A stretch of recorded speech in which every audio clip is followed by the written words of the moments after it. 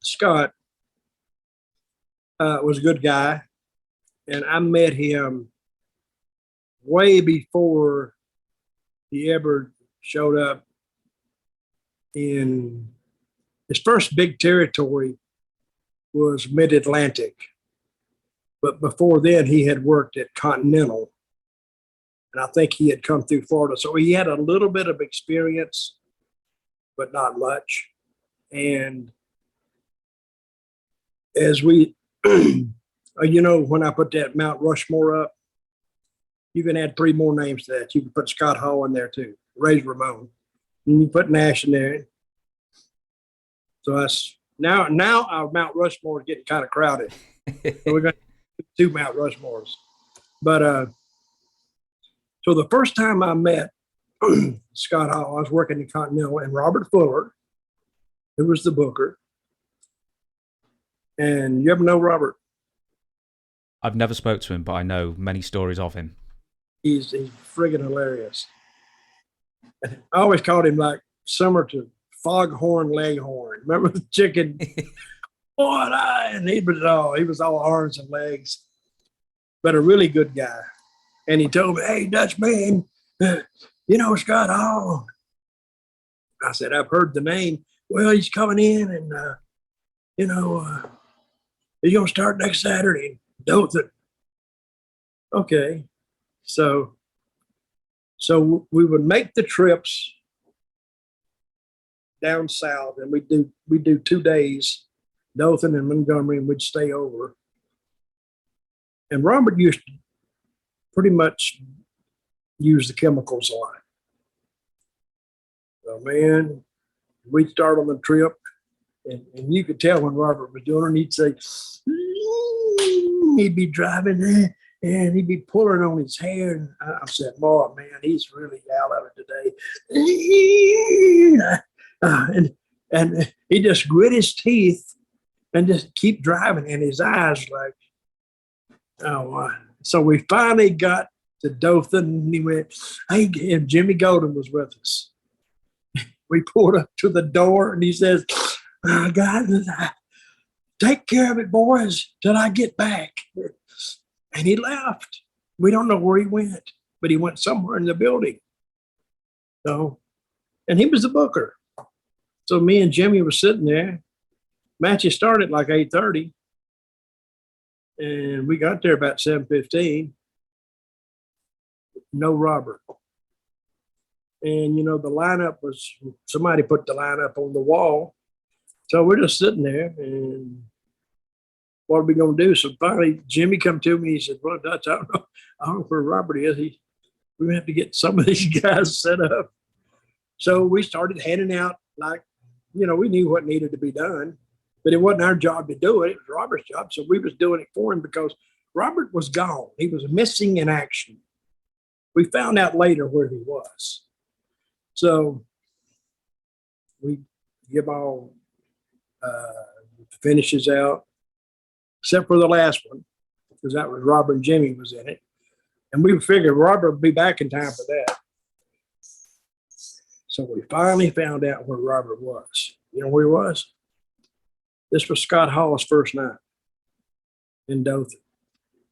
And we all know that Scott liked to do a little bit of the chemicals too. And Robert and Razor had found each other. And they were off in some room doing God knows what. They were all messed up. So I'm thinking, oh my God. And Scott Hall at the time was a big guy. He was about 270. 275 and jacked. So,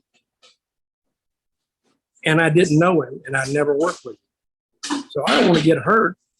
So this is the finish. I said, "You tell Scott Hall," and I'd never met him. I said, "You tell him I'll get in the ring first. I'll work the crowd, get him up, and then play his music. Now he comes, tell him to take his time," because he did. So, and he got in the ring. And I says, "When they ring that bell," I told the referee, "You got to go tell him. When they ring the bell, tell him just run right behind me, and my back will be turned to him, and roll me up 1, 2, 3." So he got the first victory in about 3 or 4 seconds. Now, Savannah, New Dothan record, ladies and gentlemen, here. We was in a place called the Farm Center because you can tell how cultured that place was. So, and then he started to leave, and I took the mic and I said, "Hey, wait a minute. I wasn't ready. You cheated. You this. You can't do it again." And then, of course, we milked the people a little bit. Go. He got back in there. I got him in there, punched him down, we shot him in. He ducked a clothesline, small package meat, 1, 2, 3. So now he has 2 wins in less than 30 seconds. So now he's over. Because I was with me and Robert and Jimmy with the top heels. So he rolls out. Then I say, "Hey, you'll never do it again. You'll never do it again. You never do it again." And people, they were really up now. And then when he rolled back in, I started on him, and now he come back to me. Now Robert and Jimmy hit. Now they start kicking him down, and their 2 opponents didn't hit. We're off to the races. So he won by going short, and they didn't expect it. So it got him over. And he brought that up to me when I was in WWE. He said, "Yo, Dutchman." And he was telling somebody, he said, "Oh, Dutch, give me a finish one time." And I was great, man. And he always remembered the finish.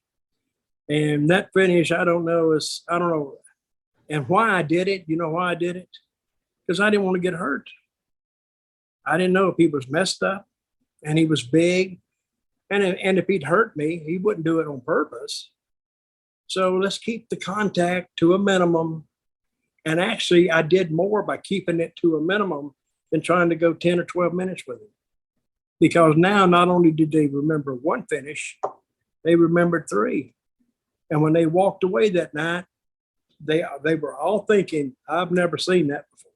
Not necessarily like that, but they saw something they had never seen, and they probably won't forget. And I've done that finish a couple of times. I remember when I was in TNA, some guy said, "Man," I said, what's the finish?" He says, "Man, you'll never believe this finish." He said, "Man," he said, "when I turned around, he hooked me, 1, 2, 3. What? Oh, yeah." Then he leaves. I said, "Get back in here. Get back in here." He comes back in. 1, 2, 3. I said, "Oh, get the F out of here." I said, "Hell, I invented that finish on the spot in Dothan, Alabama one night." "Shut the hell up. I've never heard it." "Hell, I invented it." And he never heard the story. Good guy. And I'd heard stories about him before. You know, some of the other stories came out. Allegedly, he killed a guy, shot a guy or something. I don't know what that was about, but I don't know. That was to do with apparently self-defense. Someone pulled a gun on him, and It was an bouncer. Yeah. I've heard 2 different stories.